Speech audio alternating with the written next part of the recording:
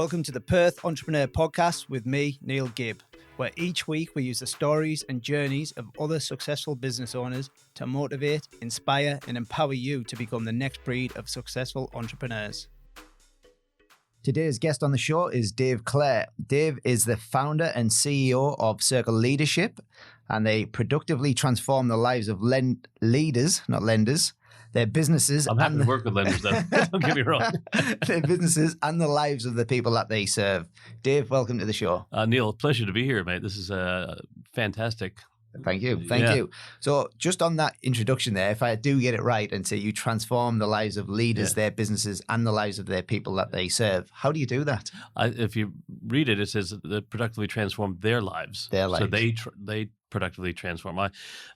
I work with them on a process that I work on the premise, Neil, that business is a series of evolutions and that evolution is a process, and the leader needs to evolve to be able to evolve their business.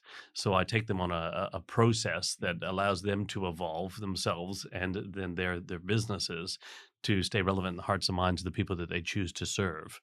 So it's really about, really getting clear on why their business exists, what the values are, the unique way they want to think about solving that problem they're passionate about in the world, what the world's going to look like 10 or 20 years from now, and then reverse engineering that to say, well, what's the organization that they need to build in the next 3 years to start creating that world to stay relevant in the hearts and minds of those people they choose to serve, and then reverse engineering a strategy from that.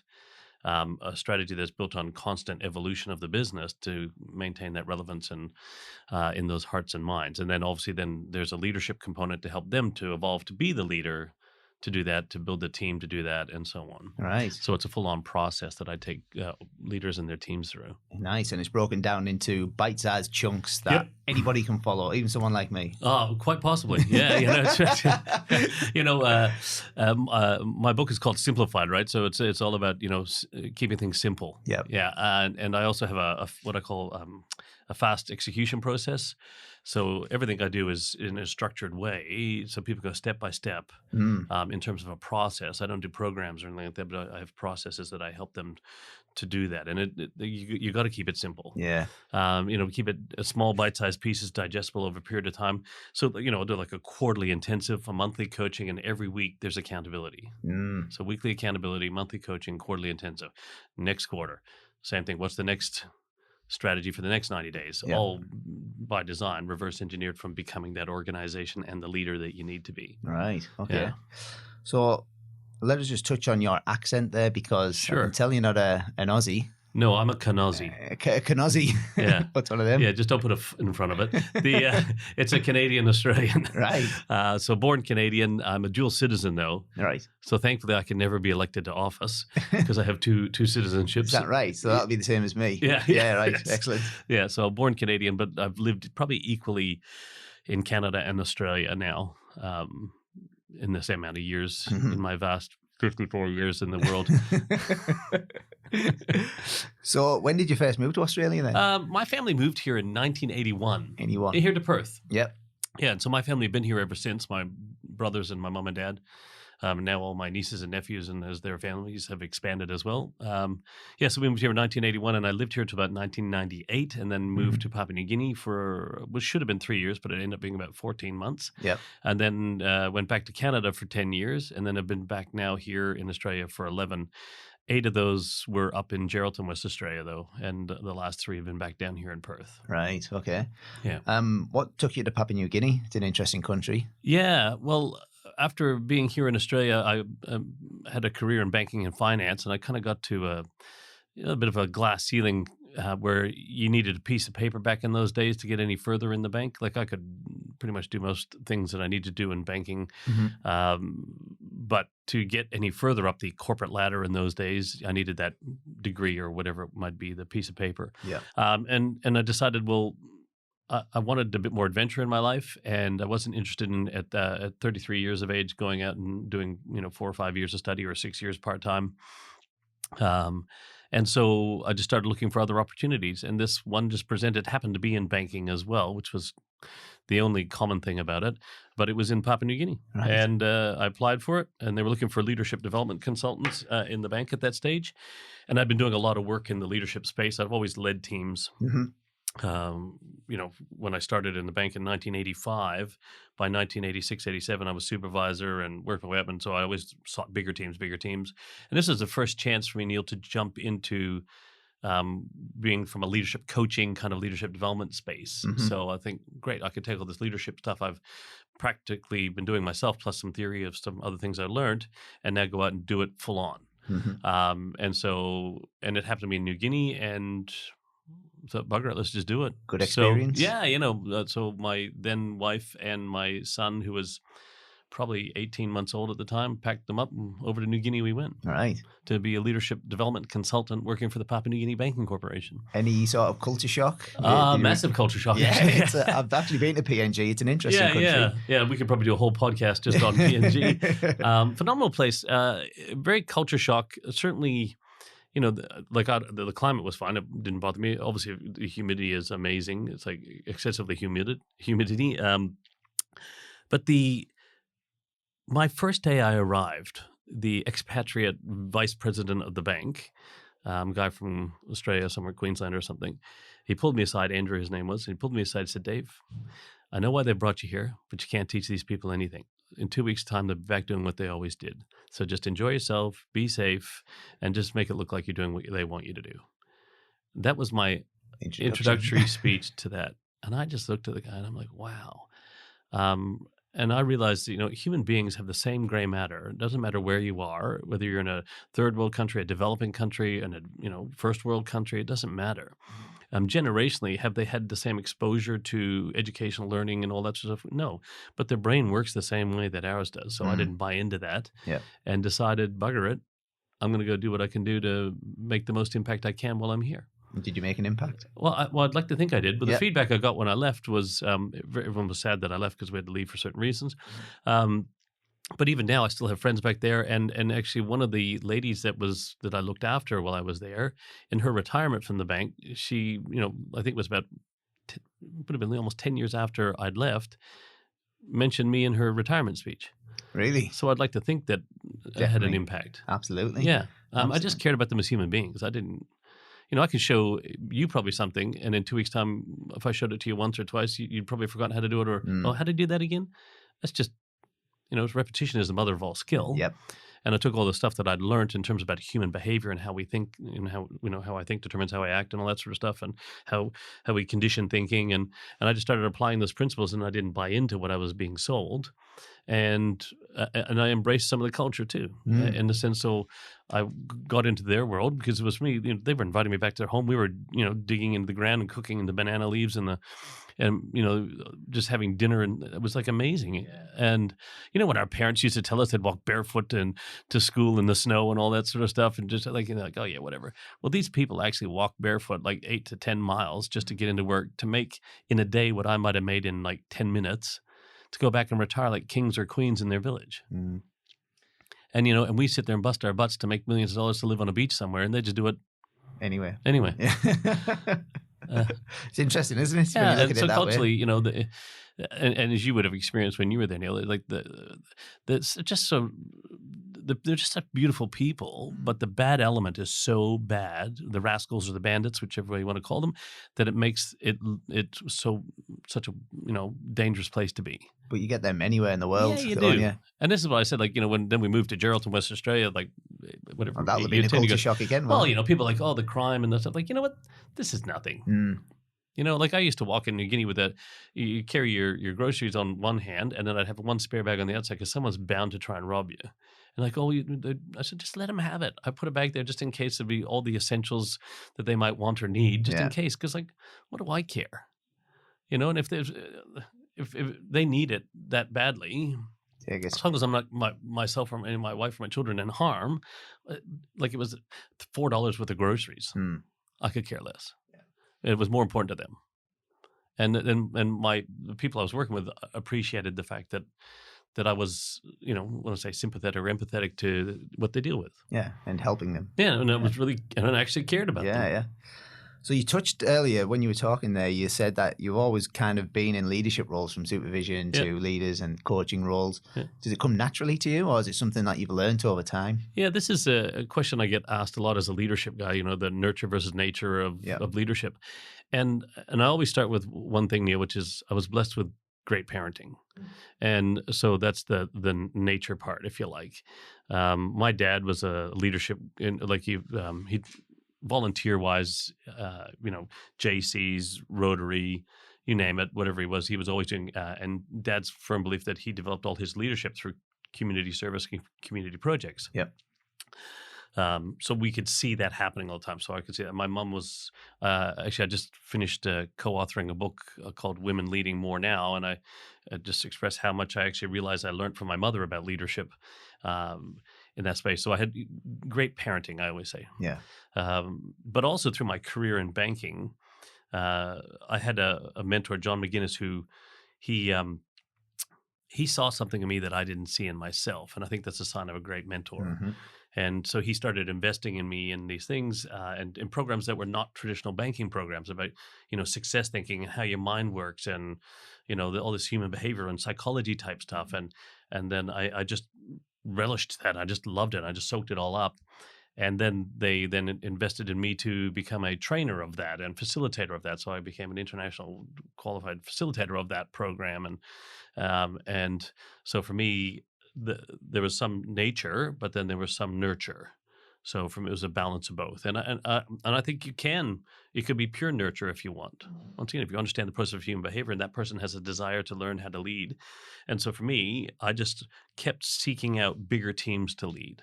I just loved working with people. Yeah. And I got so excited to see those people exceed their own beliefs and expectations as what my mentor had done for me.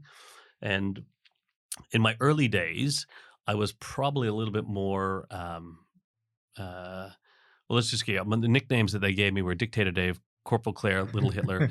Like I was very much boom, boom, boom, boom, boom, boom. But then once I'd learned all this about human behavior, and I was sharing this with somebody the other day, Rhonda Dolinsky, if you're listening to this, thank you so much, because she was one of the part-time tellers in the bank who pulled me aside and said, Dave, we really like you, all the mothers who were the part-time tellers. And he said, we really love you. You're a really nice guy, but you can't treat us like that. Right? Because the expectations, I was like, we got to achieve, we got to deliver for our clients. Blah, blah, blah. I was so, and Rhonda pulled me aside and they had a chat to me and helped me to understand it was more about, about caring for your team and then enter John McGinnis in my life later and then taking on larger teams. And I just always been a practitioner. And I've learned through experience enhanced by either programs, courses, books, knowledge, information. And, learning from books is powerful. I wrote a book and everything like that, which is great. But you have to be able to put it into practice, and I think that's and I've always been a practitioner backed up by theories and stuff like that. But I also developed all my stuff from my own learnings and observations and what worked for me and what didn't. And I always studied. So if you want to nurture yourself as a leader, I always studied every single manager or leader that I had, manager or leader by title. And I said, I like that. I don't like that. Yes. Yeah. And so that's the kind of leader I would like to be. That's not the kind of leader I want to be. And I was able to, assimilate all those sort of things into what I did want and what I didn't want, and then formulated the leader that I've become today. Yeah, nice. Yeah. So it is nurtured, but off the foundation of great nature. Yeah. And it's interesting you say you picked the best parts of the things that, would you say they resonated more with you, or just that you preferred that style of leadership? I guess a bit of both. Like it certainly resonated with me because it had an impact on me personally. Yeah. But I also have to, I'd say I also understand that my desire in terms of how I like to be led is not necessarily the same way everybody else likes to be led. Correct. Yeah. So I looked at the leaders that I had in my career, and I have some of the best leaders that nobody in the world would ever really know about. You hear about all the famous leaders, but I have worked with some amazing people who would probably never have been heard of, but they were some of the best leaders I've ever experienced or seen in the world. Right. And that's only because they were able to style flex. They were able to do, they cared immensely about the people that they worked with. And, so whilst it resonated with me, it was more so, 'cause sometimes you have to be firm but fair. There's, the way they held the line, the way they were articulated forcefully and clearly, the way they didn't back down, the way they challenged the process. All these things whereas other people go, I don't like that. Yeah. Well, I looked at the holistic thing. Like there's a balance between, obviously nothing gets accomplished alone. So that leader's job is, if nothing else, if from a leadership point of view, your job is purely to help your people become great. Mm-hmm.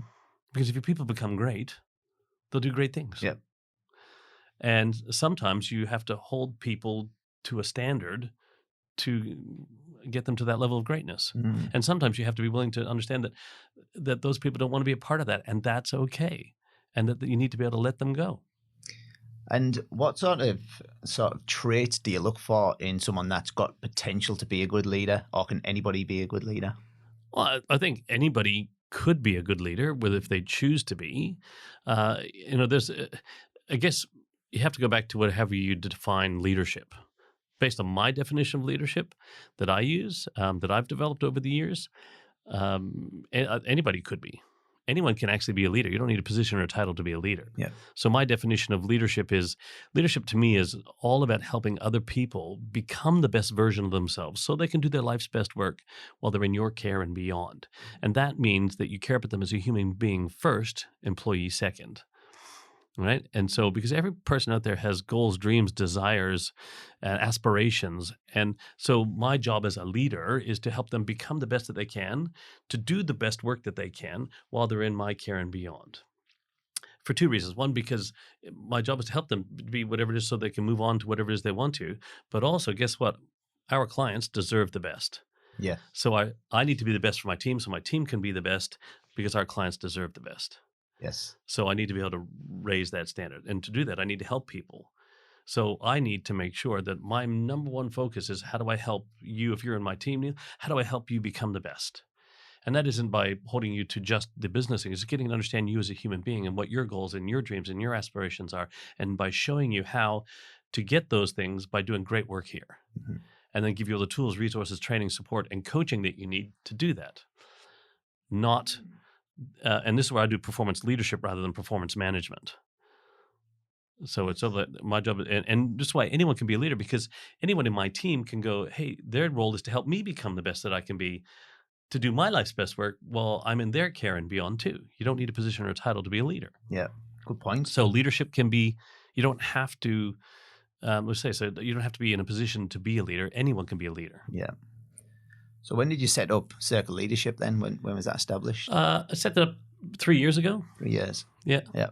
And how big's the business now? Have you got many people working for you, or is it just you? It's primarily, I have 2 accountability coaches now that do the accountability work with my clients. Mm-hmm.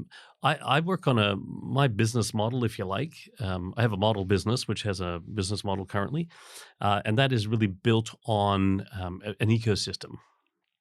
Because I'm a firm believer, Neil, that, do what you do best and outsource the rest. Yes. So, because I think too many people, I won't have an accounting team, an HR team. I'm not an accounting firm. I'm not an HR firm. I'll have a firm that does my HR for me. I'll have a firm that does my accounting for me. I'll have someone who does my whatever for me. My team and I will just focus on what we do best. Yeah. And so my direct team is just 2 accountability coaches primarily. Yeah. Now I have a videographer that I outsource who's part of my team, photographer. I have a social media so partner. You got 2 direct staff, but a heap of outsourcers. Yeah. You just build that. And even my 2 accountability coaches, they're contractors mm-hmm. who do that work for me. But I just build an ecosystem of those resources around me and also guess what? I then refer those to my clients because I only use the best. Yeah. And my clients deserve the best. And if I used to do a lot of sales stuff, and I'm pretty dangerous at it, right? So I'm really good. Yeah. But it's not what I do best. I'm not a sales training company. So I have partners who I can use to, if my clients need work in the sales space, I can do some fundamental stuff with their people. But if there's a systemic problem in the organization, okay, you need to speak to these people. I'll bring these people in. Because I have an abundant mindset. I'm not afraid of losing any of my clients by referring them to somebody else. If they go to somewhere else, it means I haven't given them the value that they deserve anyway. It's a good way to look at it. Yeah, so it's on me if they leave. Yep. And that keeps you accountable too. Yeah. And absolutely. And even in the process I have with my clients, we were talking about at the very beginning, I have no contracts. It's monthly in advance, and they can leave anytime they like. Right. But also so can I. So if they're not performing, correct. If they're not doing what they need to do, and I'm like, you're wasting your time and money, and you're wasting my time, and you know what? And I don't have to work with everybody. I can work with whoever I choose. My organization, we can all work with whoever we want to. And if you're not willing to do what you need to do, that's okay. Let me know when you are. And, here's some stuff we can do to support you in the short term, but stop paying us for something you're not doing. Yeah. And then so I can leave anytime, or the organization can. And if they don't feel they're getting the value, they should have the right to leave. Awesome. That's a good way to So we have skin in the game. Yeah. And I think going forward, I have no fear of having skin in the game with my clients. Why should you be held if I'm working with your organization? Why should you be held to them just because of a contract? No, you contracted me for 12 months. If you're not getting the value, dude, and you're not happy, even if we have a contract, it's going to be the most miserable whatever X months left of for you and me. You might as well enjoy it, eh? Yeah, hey, let's just call it what it is. So when you're laying the roadmap out or the strategy for your clients, do you ever get pushback or fear that they don't think they're good enough to achieve what you're saying that they need to achieve? And how do you work around them? I don't know that they're good enough. They certainly question whether they're going to be able to do the things that they think in their mind. But what I do, Neil, is I actually I'm a bit notorious, and especially if you spoke to my clients, it was very frustrating at times working with me because, I hold them to only 6 objectives for if we mapped out what their mission is over the next 3 years, what's the next evolution of their business? What are the 6 what's, the 6 things that must be accomplished to show we've become that? Only 6. Oh, but there's this, no. What are the 6 ones that must be done? No more than 6. Because in anything, there's usually more things you can come up with than you can physically resource. So I get them to 6. And then in the next 12 months, what are the 6 things you need to do to move yourself to being towards those 3-year ones? And then I get them really tight and I go, okay, what are the 3 things only that you're going to work on this quarter? The 3 things you're going to focus on that matter most this quarter to move you towards the 12 months to get you to where you need to be in 3 years. Yes. And you're only allowed 3. Yeah, but no. 3. Small bite-sized chunks. Yeah, well, also, you know what? Once again, there's more stuff you could do in 90 days than you can physically resource. So if you could only pick 3, what would the 3 be? And then we'll look at how we're going to measure those 3 things, and then what's the tactical plan to attack those 3 strategic objectives for this quarter. And you know what? If you get all that stuff done and things to do, and you want to start dabbling into the other things, you can, but not at the expense of these 3 things. Right. There's a really great Tim Cook, CEO of Apple, it was in a blog post that was written about him, and it was talking about a board meeting he was at. And there was a lot of pressure from the board on Tim to actually, do more things at Apple. And he laid out pretty much all the 4 key products that Apple have on the table. He says, we're a $400 billion company because we say no to everything else and yes to these things. Yeah. And, that's the message I share with the clients is everyone's like, when you try to be everything to everybody, you end up becoming nothing to somebody. It's true. Right? And be something to somebody. And so what is it that you want to focus on that matters most? And just go all in on those things. And if you have resources left afterwards, sure. Yeah. Do some of that other stuff, but not at the expense of these things. So now you know what to say no to, which is anything that's not those 3 things. Yeah. I've definitely struggled with this in the past. It took me a while to sort of niche down and realize what we wanted to do. And still do get distracted by the silver object over there that looks pretty good, and we'll have a little look at it, and I might get half interested. My wife is really good at pulling me back into line at the minute, so she's keeps me accountable, which is good. Yeah, but that's the whole point. If you have those 3 things, and then this is like what I talked about earlier, so there's the quarterly objectives are set. Then I have monthly coaching. You said, what if they're not good enough or not sure or whatever? Well, my job then is, from a coaching point of view, is to help them to evolve to be the leader on an ongoing basis to the leader who would achieve those objectives. Yeah. And then we have weekly accountability through the whole 90 days, so 12 weeks. Every week they have to be reflecting on what they did that was important, what are the priorities for the week ahead, how do they rate their performance for the week, every week. And then monthly coaching, coach the gap, accountability, coaching, quarterly intensive, set the next 90 objectives. Yeah. And it's just a process. So what kind of industries do you work with currently, and have you worked with? Okay. So most of my clients are what I would call small to medium-sized enterprises, 5 to 50 employee size companies that are professional service firms. So I've got lawyers, accountants, mortgage brokers, insurance brokers, financial planners, professional recruiting firms. I did some work with real estate firms. Don't have any right now that I'm working with, but real estate. I've done a lot in fintech. Actually, two of my largest clients, one was a national logistics company, and the other was one of Australia's largest privately funded not-for-profits, which were referrals from, my niche, if you like. And, I've got manufacturers, I've got glass and glazing clients. I'm just going through all my list of clients now. So a huge list of. Oh, yeah. So there's not an industry that you wouldn't work with. No, there's anything that has people. I mean, ideally, like, once again, if I looked at most of my clients, 80% of my clients are in the professional service firms. Do I have other clients? Yeah. So I've got like the glass and glazing company. I have a couple of not-for-profit organizations, some sporting clubs. I've got, as clients of mine in manufacturing. And I don't think there's anything else on that list, but once again, to me, it's about people, right? And if you've got a business that needs to evolve to stay relevant in the hearts and minds of people you choose to serve, and you're a small to medium-sized enterprise with 5 to 50 employees, get in touch. Yeah, well, you know what? And people say, well, why don't you just go and do this? Look at the Royal Commission, all the cultural problems in banking, being an ex-banker. You should be working in that. I'm like, I can, but I don't want to. Because in a vertical like that, say there's 10,000 employees, I would get lost in that. But I have a bigger goal to impact more lives around the world. And the horizontal market of the SME market, with the 5 to 50 employees, represents about 98% of all businesses. And if I want to impact more lives, and then I need to work with the leaders in that, because I actually will have greater impact on more lives by working with those leaders than it would be in a vertical like a bank or something, which I know probably wouldn't. Because I need to be working with the owners of the organization to start with, or the leaders at the highest level.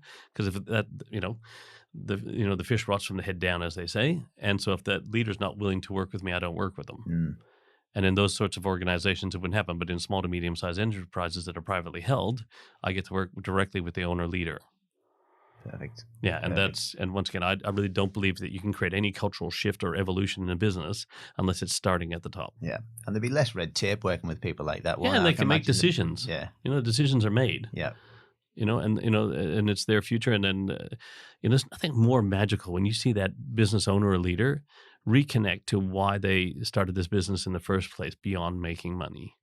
They fall back in love with why they do what they do. Yeah, because we've had a few stressful weeks the last few weeks, and sometimes you do kind of fall out of love with it, and it just takes some good news to sort of trigger that back in, or need someone to put their arm around you and just keep going. But when you have a clear sense of purpose, and this is what I find fascinating, because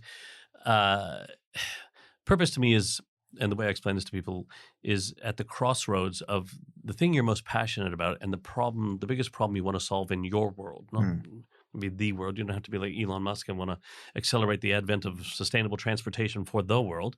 But I assure you, when you're working on solving the biggest problem in your world, you'll impact the world anyway. And the reason why I use passion is really there's a real significant point to that. So what does passion mean, Neil? How do you define passion? Passion is something that you are committed to, that you've got drive to achieve. It's a pretty tricky one, actually. Yeah. What is the definition? So most modern definitions of the word passion, doing work you love, this whole, love the work you do and do work you love, and which is great, and and it's all about the love part of it, and it has a component of that. But if you look at the etymology or the root of the word passion, it means suffering. Passion of the Christ. Yes. So to me, when I look at passion, I work it in as it's your ability to endure to solve that problem. So it's your endurance, right? It's your ability to endure suffering, or what are you willing to suffer or sacrifice for to make sure that happens. So in your point earlier, when business gets tough, and we've been through some pretty challenging times over the last 3 months with whatever's happening in the world today. Absolutely. Right? But it's that passion, your ability to endure, to see through. Because if things get too tough and that's a really big problem you want to solve, but you're not as passionate, you're not passionate about it, what are you likely to do? Give up. Yep. Right? So then that can't have been your purpose. So when I challenge leaders on, we'll talk about what's the purpose of your organization, and they give me this nice motherhood statement. Okay, so when things get tough, and are you going to push through? Are you going to find a way? Because when you have a strong enough why, you can find all the hows and whats that you want. So I make sure to get really crystal clear on why this business exists. So now we have a clear public sense of purpose that we're willing to endure to solve this problem in the world. Mm-hmm. And then I help everyone create a personal connection to that public sense of purpose. So now everyone has a sense of meaning to the work that they're doing, starting with the owner. And then it filters down through. Right. Yeah. And so purpose is what engages you, right? Now you're married, yeah? Yep. So why did you propose to your wife? Why did you get engaged? What was going on in your heart? Tough question again, Dave. It's a simple one-word answer. Just the feeling letters. that you can't go without them. Right. Yeah. You were in love. Yeah. Right? So people get engaged when they're in love. Mm-hmm.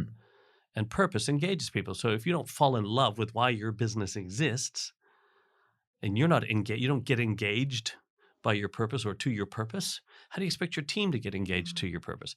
And if you're not engaged to your purpose and your team's not engaged to your purpose, how do you expect the market to get engaged to your purpose and fall in love with why you do? Yeah. Because when you love what you do and your team loves what you do and you speak that love to the market through all the way you serve your clients and the marketing, everything that you do, how does it feel to be a customer when you're being served with somebody you just know who loves what they're doing? Yeah. Right? How does that add to the experience of working that, right? And you're like, that was just the most amazing experience. And you tell everybody. Yeah. So then the market goes, we love why you do what you do too. And bring those two halves of the heart together. And now everybody loves why you do what you do for them. Because purpose is what engages you. And you get engaged when you're in love. Yeah. Like that. And so this is what helping them. So when that leader's in that space and all of a sudden they're back in love with why their business exists, because it's easy to get lost in all the money and all the bits and pieces and the stress and the pressures and stuff like that. But you just got to get them reconnected to that sense of purpose. And that's what will push them through. And then all of a sudden, when you're thinking about your business, all the problems that keep you up at night. But when you're thinking about how you can help somebody else, it's what gets you out of bed in the morning. Sure does. Right. Because I can't wait to get in the morning and find ways to help people solve their problems. And you know what? The more times I help other people solve their problems, guess what happens to my problems? Get smaller. They disappear. Yeah, they get smaller or disappear. Yeah. So I have less things keeping me up at night and I have more reason to get out of bed in the morning. Right? Yeah, I like it. Yeah. I like it. And then looking at your team, like how many people you got in your organization? We've got 7 at the minute, and we're looking to bring it more in soon. Right. So do you think those 7 people jump out of bed in the morning and go, geez, woohoo, can't wait to make Neil rich today? I hope so. Wouldn't it be nice? All right? No, but if they want to get their lives enriched by doing great work and passionate about solving a problem for people in the marketplace that differentiate you from everybody else, and you're all standing out for that and you all love that, then the market's only going to be able to respond in kind. But, if they're going to just get up and can't wait to make you rich today, means it's all about money, well, they're going to go wherever the money is. Yeah. And that's exactly what I did before I set my own business up. Right. Just followed the money. Yeah. Right. And then do you want your team to start chasing the money else? If someone's getting better commissions or better whatever or better, well, then you lose great people because they're not connected emotionally to why you guys do what you do. Yeah. And that's your fault because you're the leader. So how do people contact you, Dave, to find out more about this? If there's any business owners or entrepreneurs listening to this now, how do they reach out to you and find out more about your services? Yeah, so the easiest way I said to people is just go to my website, which is daveclare.com, daveclare.com. And then there's a contact page there. All my socials are there. I'm fairly prolific on LinkedIn too. So if you want to connect with me on LinkedIn, I always just it costs nothing to have a chat. Yeah. Happy to sit down with people. I also have, if you're through contact on there, I offer a free 30-minute, no obligation, no sales pitch, no expectation, 30-minute whiteboard session over Zoom, face-to-face, whatever. Just talk to me about your business, and we'll just me and a whiteboard. Love a whiteboard. Yeah. Best piece of technology ever invented. And I'd offer just a free 30-minute, and if it helps you, that's great. And if it's something you want to explore further, that's great. If not, that's right. There's no expectations on either party. Yeah. So that you can just through contact you say, hey, I want one of those free whiteboard sessions. Yeah. Awesome. Yeah. You've also got a podcast coming out as well. Is it? Yeah. Is it out? Or launched yesterday. Launched yesterday. The 7th. Is that yesterday? God. No, it'd be 2 days ago. Tuesday. Yeah. 2 days ago. Yeah. So I've part of my, every year I set a theme for myself as part of my own evolution. So this year's my theme was consolidate, right? So last year was steadfast. So I was being very steadfast in everything. And this year's consolidating everything that I do. And so part of that is, so I have the Business Evolution Summit coming up on July 22nd. Yep. I have my next 90 Business Evolution process, which we've talked about. And now I have the Evolution of Business podcast. So that's what kicked off. And we had Dr. Glenn Richards from Shark Tank was the opening guest. And that was a live one. We did that live. And now that's up there. And I've already got 2 other guests already up there. And I've got, I think, 12 more lined up. So it's, and there's some pretty amazing people from all around the world, actually. A couple of billionaires coming on too. Yeah, which is pretty exciting. I've just shared with people the intent of the podcast, and that, is to get people to share their stories about their own personal evolution and how they've evolved their business and what they see coming in the future, to share with business owners, leaders, and entrepreneurs so that we don't grow into obscurity or irrelevance, and we can learn from those people of what they've done to stay in the game for so long. And people it's been great. It's been exciting to have all this happen. So yeah, it's good. Yeah, so I'm learning from people like you how to run a great podcast. So thank you. Thanks for the lesson. I can't take credit for this. Pass that credit on to Crib Creative. Helping us out there. And yes, I would give a great plug for Crib Creative. Like, this setup here is amazing. It is amazing. So you just touched on the Business Evolution Summit 2020. Yep. We're booked in to come to that, my wife and I. Yeah, that's right. Yes, yeah. So tell us a bit about it. So the Business Evolution Summit is something I started running towards the end of last year. I wanted to just there's 3 key elements to the Business Evolution Summit. One is to get people to understand the need to why they need to think evolution as the natural state of their business. And this pre-COVID, that was a strong message. And post-COVID, if you haven't worked it out by now, that if evolution isn't the natural state of your business, well, there's always going to be something that's going to come along and disrupt it. We could never have predicted it to be this big. But so the Business Evolution Summit is about taking people on a bit of a journey about what's happening in the world and why evolution is so important. Growth, everyone's got this growth mindset, which is great. But you can grow into obscurity, and you can grow into irrelevance, and you can fade into the sunset if you're not evolving first and then growing in each of those stages of your evolution. And so the whole point is to get people to understand the importance of that evolution process, and then to give them the tools and resources to do that, because I provide them with my model business canvas, and I show them all the bits and pieces on how to set your organization up to evolve. And then I usually have guest speakers in there. So we've got Annette Lakovich coming and talk about personal evolution and how to make those quantum leaps in your life. And then I always bring in a salesperson. So we've got Peter Lakovich actually talking about sales mastery for anyone who has to sell face-to-face. Yep. So here's how to evolve yourself and your business. And then Annette gives some more science and all the cool stuff about leaping that. And then Pete shows you how to sell it all and actually to facilitate a buying mindset rather than a selling mindset, because nobody likes to be sold. So it's a full day of learning about how to do all that from an evolution process so that you can set your organization and yourself up to stay relevant in the hearts and minds of the people you choose to serve. Awesome. Yeah. Awesome. Looking forward to it. Yeah, because, there's nothing worse than becoming irrelevant. And if people don't like change, well, you're going to like irrelevance even less. Could be more true, could it? No, that wasn't one of my quotes, but it's somebody else's. But it's such a simple fact. The rate of change is going crazy. We've gone through the biggest upheaval, disruption that the world has seen, precedented or unprecedented, whichever way you want to look at it, doesn't matter. It's happened. What are you going to do about it? Yeah. We have 2 choices, 2 mindsets we can grab, and I'll leave you this, Neil, which will be very obvious probably to you. You can be the victim or the victor. And a victim mindset goes, why is this happening to me? Whereas a victor mindset goes, why is this happening for me? Yeah. Just flip it. Yeah. So you got to choose. And it's okay to go into victim mindset. It's how long you stay there. Mm. And so, once again, when evolution is, your business is set up for evolution, you go, okay, why is this happening for me? I was preparing for disruption, didn't know what it was going to be, but I knew. And so how can we handle this? And the one wonderful feedback from all my clients for this process, which I haven't lost a single client, I've actually put on 2 new ones and we've got the Summit 2 podcasts and all that going on, has been that we've had the time to think and respond, not react. Mm. Yep. That's by having evolution as a process. They've had time to think and respond to it, not react to it. But this has been forced and thrust upon so many people. We've all had to react. And when you have a process in place like they have, you can have time to think and respond. Yeah. Right? And that's the biggest difference in terms of whether you survive or thrive. Mm. So that's the opportunity. Yeah. I'm a strong believer in everything happens for a reason, and there's a learning from everything that happens. And like you say there, why it's happened to me or why it's happening for me. Yeah. And and I'm sure, like, with great empathy, that there's many businesses that won't survive this, and I empathize with those people. But you know what? In hindsight, you might look back in 2 or 3 years' time and go, my business wasn't going to survive anyway. This has just accelerated the natural outcome of what my business would be, because I wasn't in love with it, the market wasn't in love with it, or whatever. But people will survive this. Yeah. So from an evolution point of view, the Business Evolution Summit is to get people to understand that it's not the fastest businesses that survive, the smartest, the strongest, the biggest.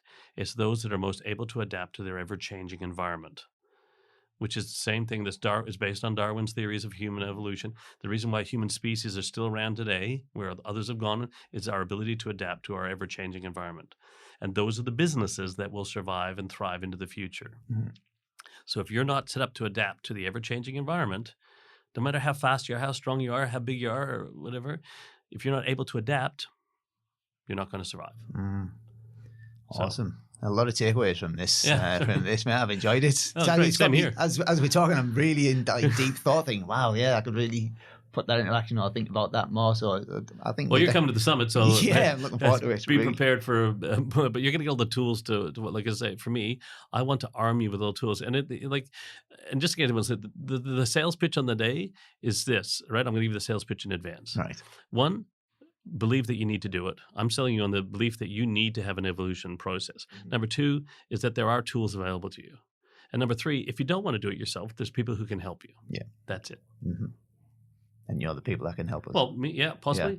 Well, it could be other people. But number 1, know that you need to do it. 2, that here's the tools and here's the best process to do it, which has been proven in terms of, everything that I'm going to share today is learned from case studies of studying actual business. I spent 4 months with 25 business owners and leaders in their kitchens, in their engine rooms, working out what the challenges that they were having to develop the process that I'm going to share with people today. Yeah, cool. Right? So this isn't, backed up by theories and all that sort of stuff, so not to take away from anything in books and education, but everything I'm sharing is practical, learned from what businesses were challenged by to do this. Mm-hmm. And that's what I'm going to share and give you all the tools and the models on how to do it. Sweet. Looking forward to it, man. So how do people find out about the Business Evolution Summit? So it's on Eventbrite. Oh, geez, sorry. How the hell's that? The best way to do that would be, you'll have to get the code for it. But if you go to LinkedIn, it's all over LinkedIn. If you just type in Business Evolution Summit Perth in Google, it'll come up. Yeah, Eventbrite will pop up. There's a Facebook event page for it. There's actually, if you just go to Facebook and go to Business Evolution Summit, there's a Facebook page which has the event on it. Perfect. Probably the easiest way. Yeah, easy. Yeah. Excellent. So, Dave, I'd like to finish with these couple of questions. Sure. What's your 3 favorite books that you've read? Oh, 3 favorite books. Great question. So my number 1 book that I have with me everywhere I go, I've had it since 2001 when it was published, or I have different versions, because every time I've read it, I've highlighted, I've given it to somebody else and bought another copy for myself. It's the number 1 book that I've always had, is Reimagined by Tom Peters. Right. And, it's such a great book. Tom wrote back about 2001 about all the stuff that was happening. And this is before Facebook. And he'd predicted all this disruption and innovation that would be coming. So Reimagine, one of my favorite books of all time. Write this one down. If it carries around with you and reread, then... Oh, yeah. And Tom Peters was in Perth late last year, and I got to go see him, and he autographed the book for me, and I've actually quoted Tom in my book, Simplified. I'd like to say Simplified would be one of the books that I'd put in the top 3, but I won't. But Reimagine. Then there's another great book that really influenced me. These are the books that influenced me. It's Love Marks, which was by the head of Saatchi & Saatchi, Robert, I'm trying to remember what his name is, but it talks about how, going beyond brands, and that's where I really started to understand this concept of business love, if you like, getting people to fall in love with why you do what you do. So Love Marks is the other one. So I always read Reimagine, Love Marks. And the third one, which is subtly different to all those, would be The Alchemist by Paulo Coelho, which is about, Santiago's journey. And so that's more of my understanding your own personal journey and what you're searching for in life. So those would be my top 3 books that I would highly recommend to anybody at any time. I like it. They Reimagine and Love Marks are 2 totally different books of what people normally talk about. So yeah, I like it. I'll look into them. Yeah. And last but not least, where's your best place to eat in Perth? Best place to eat in Perth? This is a great question. Some good restaurants now, isn't there? There's some amazing restaurants, but unfortunately, mine might be just a bit bland, but it's Tony Roma's, famous for ribs. Like, really? I'm a rib lover. Like ribs. It just, the best ribs in town. Right. They just fall off the bone. Never had a bad rib at Tony Roma's. I used to work at Woodside and I used to walk past that restaurant every day and never been in there. Yeah. They'll tell you the beef ribs, get the beef, the baby back pork ribs. They're just like this. The meat just falls off the bone. I know. And all the different flavors and spices. And, open for lunch. As a Canadian, we used to go to Rib Fest down on the foreshore at the lake all the time, and so to get here to get great ribs is. Yeah, so to me, it's Tony Roma's. Awesome. I mean, there's so many. Please, any other restaurateurs, and there's so many amazing restaurants. There's a fantastic Japanese restaurant up in Joondalup, right by the Joondalup golf course. Mm-hmm. If you love Japanese food, like he's like the best Japanese chef in all West Australia and Australia.